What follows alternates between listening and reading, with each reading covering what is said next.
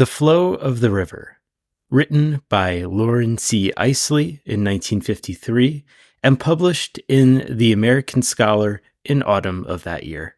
At the time of writing, Eiseley was the chairman of the Department of Anthropology at the University of Pennsylvania. He had written extensively for scientific and literary periodicals on human evolution and related subjects of natural history. I hope you enjoy. If there is magic on this planet, it is contained in water. Its least stir, even as now, in a rain pond on a flat roof opposite my office, is enough to bring me peeping and searching to the window. A wind ripple may be translating itself into life.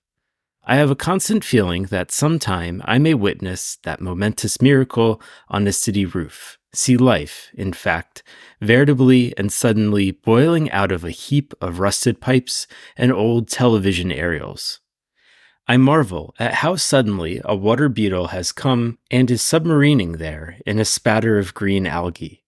Thin vapors, rust, wet tar, and sun are all an alembic remarkably like the mind. They throw off odorous shadows that threaten to take real shape when no one is looking. Once in a lifetime, perhaps, one escapes the actual confines of the flesh. Once in a lifetime, if one is lucky, one so merges with sunlight and air and running water that whole eons, the eons that mountains and deserts know, might pass in a single afternoon without discomfort. The mind has sunk away into its beginnings among old roots and the obscure tricklings and movings that stir inanimate things. Like the charmed fairy circle into which a man once stepped, and upon emergence learned that a whole century had passed in a single night, one can never define the secret. But it has something to do, I am sure, with common water. Its substance reaches everywhere. It touches the past and prepares the future. It moves under the poles and wanders thinly in the heights of air. It can assume forms of exquisite perfection in a snowflake or strip the living to a single shining bone cast up by the sea.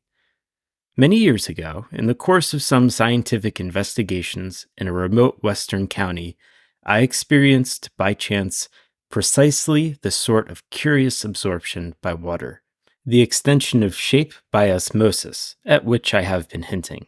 You have probably never experienced in yourself the meandering roots of a whole watershed, or felt your outstretched fingers touching, by some kind of clairvoyant extension, the brooks of snow-lined glaciers. At the same time, you were flowing toward a gulf over the eroded debris of worn-down mountains. A poet somewhere has spoken of being limbed with waters gripping pole and pole. He had the idea, all right, and it is obvious that these sort of sensations are not unique, but they are hard to come by, and the sort of extension of the senses that people will accept when they put their ear against a seashell, they will smile at in the confessions of a bookish professor. What makes it worse is that the fact that because of a traumatic experience in childhood, I am not a swimmer, and am inclined to be timid before any large body of water. Perhaps it was just this, in a way, that contributed to my experience. As it leaves the Rockies and moves down over the high plains towards the Missouri, the Platte River is a curious stream. In the spring floods, on occasion, it can be a mile-wide roaring torrent of destruction, gulping farms and bridges.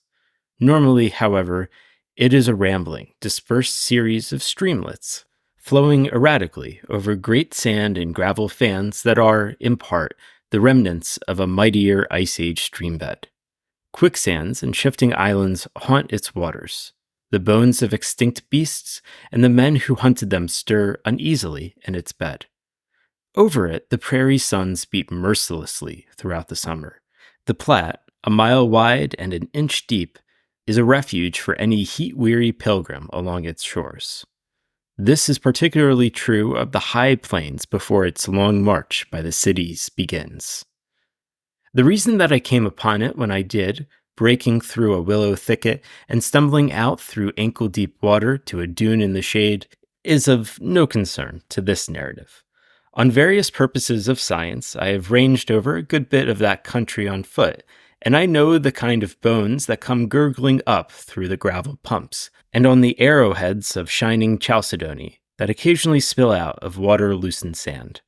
On that day, however, the sight of sky and willows and the weaving net of water murmuring a little in the shallows on its way to the Gulf stirred me, parched as I was with miles of walking, with a new idea. I was going to float. I was going to undergo a tremendous adventure. The notion came to me, I suppose, by degrees. I had shed my clothes and was floundering pleasantly in a hole among some reeds, when a great desire to stretch out and go with this gently insistent water began to pluck at me. Now, to this bronzed, bold, modern generation, the struggle I waged with timidity while standing there in knee-deep water can only seem farcical. Yet actually for me, it was not so. A near-drowning accident in childhood had scarred my reactions. In addition to the fact I was a non-swimmer, this inch-deep river was treacherous with holes and quicksands. Death was not precisely infrequent along its wandering and illusory channels.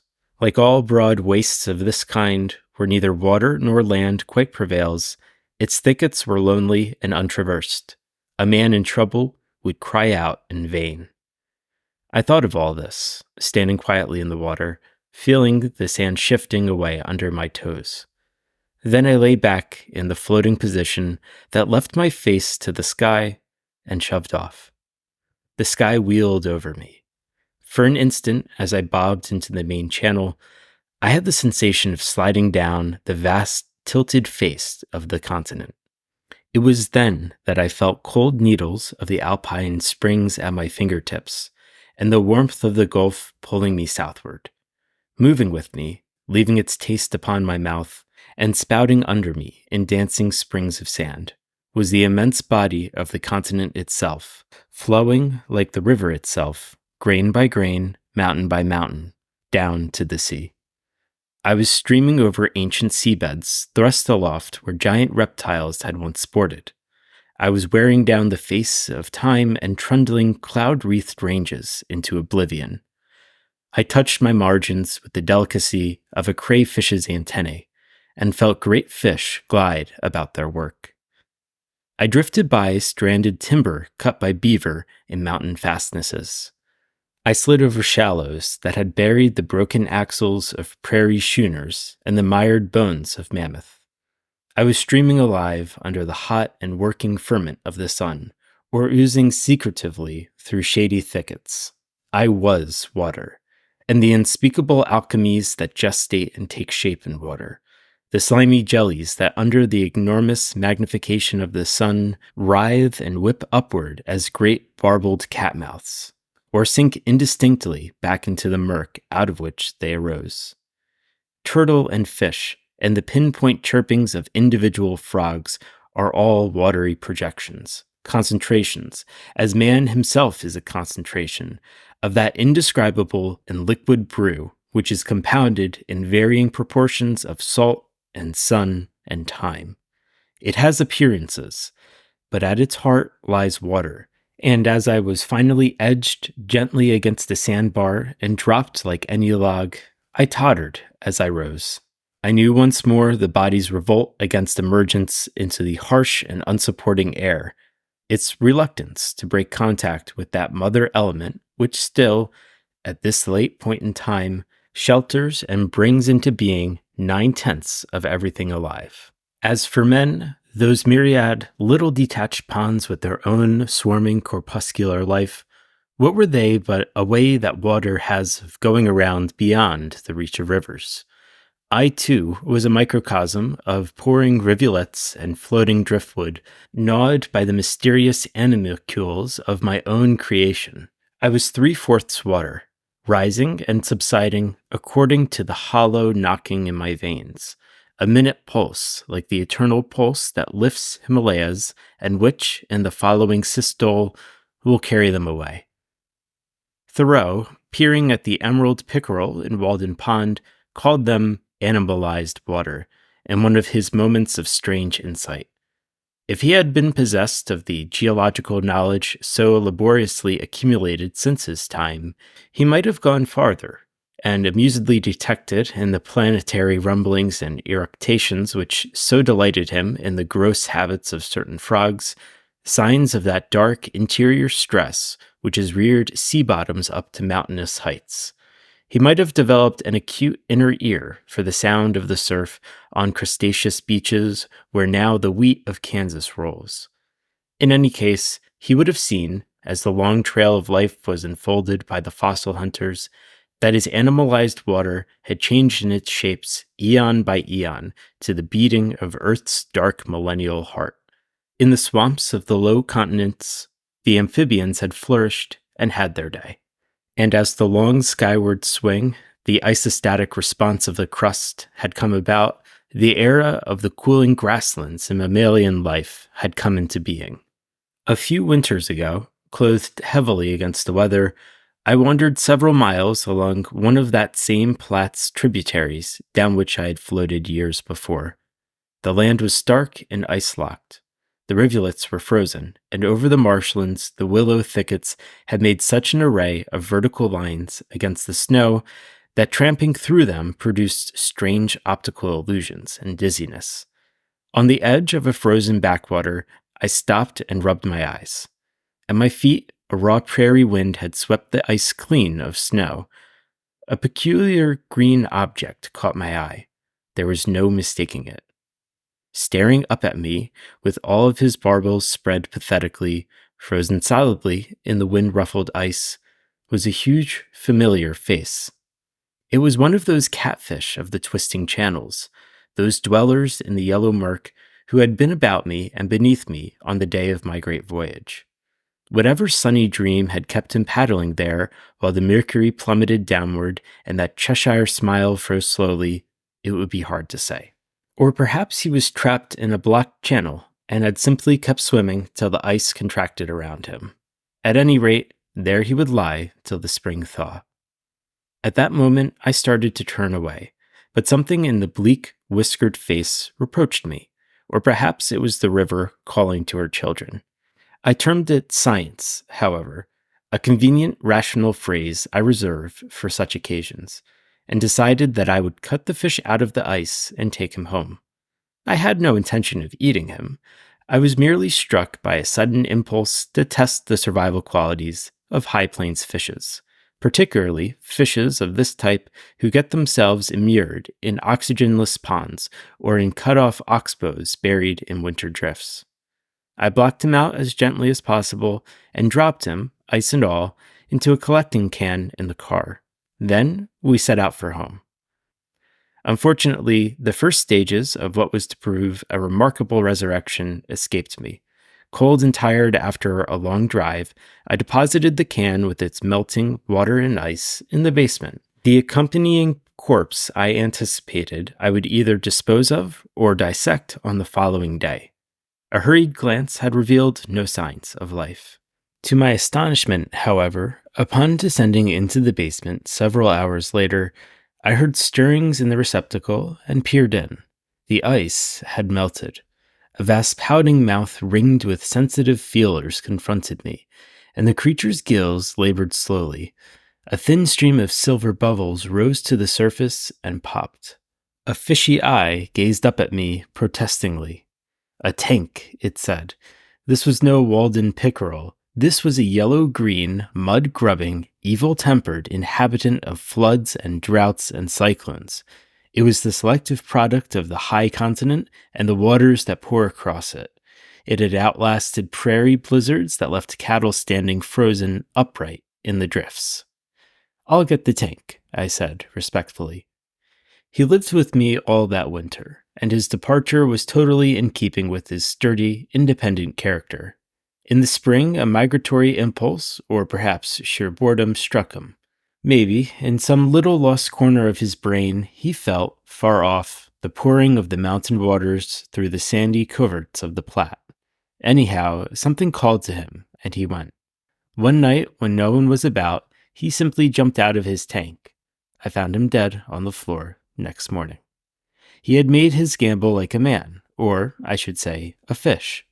In the proper place, it would not have been a fool's gamble. fishes in the drying shallows of intermittent prairie streams who feel their confinement and have the impulse to leap while there is still yet time may regain the main channel and survive. 1,000,000 ancestral years had gone into that jump, I thought as I looked at him. 1,000,000 years of climbing through prairie sunflowers and twining in and out through the pillared legs of drinking mammoth.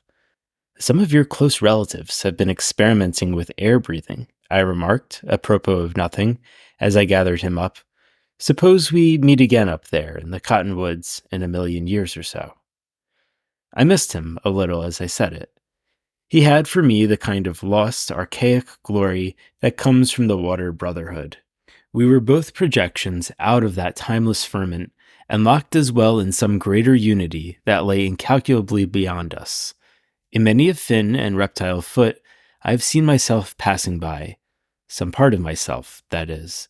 Some part that lies unrealized in the momentary shape I inhabit. People have occasionally written me harsh letters and castigated me for a lack of faith in man when I have ventured to speak of this matter in print. They distrust, it would seem, all shapes and thoughts but their own. They would bring God into the compass of a shopkeeper's understanding and confine him to those limits, lest he proceed to some unimaginable and shocking act, create, perhaps, as a casual afterthought, a being more beautiful than man. As for me, I believe nature capable of this, and having been part of the flow of the river, I feel no envy any more than the frog envies the reptile, or an ancestral ape should envy man. Every spring, in the wet meadows and ditches, I hear a little shrilling chorus, which sounds for all the world like an endlessly reiterated, "We're here, we're here, we're here." And so they are, as frogs, of course. Confident little fellows. I suspect that to some greater ear than ours, man's optimistic pronouncements about his role and destiny may make a similar little ringing that travels a small way out into the night. It is only its nearness that is offensive. From the heights of a mountain or a marsh at evening, it blends, not too badly, with all the other sleepy voices that, in croaks or chirrups, are all saying the same thing. After a while, the skilled listener can distinguish man's noise from the katydid's rhythmic assertion, allow for the offbeat of a rabbit's thumping, pick up the autumnal monotone of crickets, and find in all of them a grave pleasure without admitting any to a place of preeminence in his thoughts. It is when all these voices cease and the waters are still, when along the frozen river nothing cries, screams, or howls, that the enormous mindlessness of space settles down upon the soul. Somewhere out in that waste of crushed ice and reflected stars, the black waters may be running, but they appear to be running without life toward a destiny in which the whole of space may be locked in some silvery winter of dispersed radiation. It is then, when the wind comes straightly across the barren marshes and the snow rises and beats in endless waves against the traveler, that I remember best, by some trick of the imagination, my summer voyage on the river. I remember my green extensions, my catfish nuzzlings and minnow wrigglings, my gelatinous mineralizations out of the mother ooze. And as I walk on through the white smother, it is the magic of water that leaves me a final sign. Men talk much of matter and energy, of the struggle for existence that molds the shape of life. These things exist, it is true, but more delicate, elusive, quicker than the fins in water, is that mysterious principle known as organization, which leaves all other mysteries concerned with life stale and insignificant by comparison. For that without organization, life does not persist is obvious. Yet this organization itself is not strictly the product of life, nor of selection. Like some dark and passing shadow within matter, it cups out the eyes' small windows, or spaces the notes of a meadowlark's song in the interior of a mottled egg. That principle, I am beginning to suspect, was there before the living in the depths of the water. The temperature has risen. The little stinging needles have given way to huge flakes floating in like white leaves blown from some great tree in open space. In the car, switching on the lights, I examine one intricate crystal on my sleeve before it melts. No utilitarian philosophy explains a snow crystal, no doctrine of use or disuse. Water has merely leaped out of vapor and thin nothingness in the night sky to array itself in form. There is no logical reason for the existence of a snowflake any more than there is for evolution. It is an apparition from that mysterious shadow world beyond nature, the final world which contains, if anything else, the explanation of men and catfish and green leaves. Thank you for listening.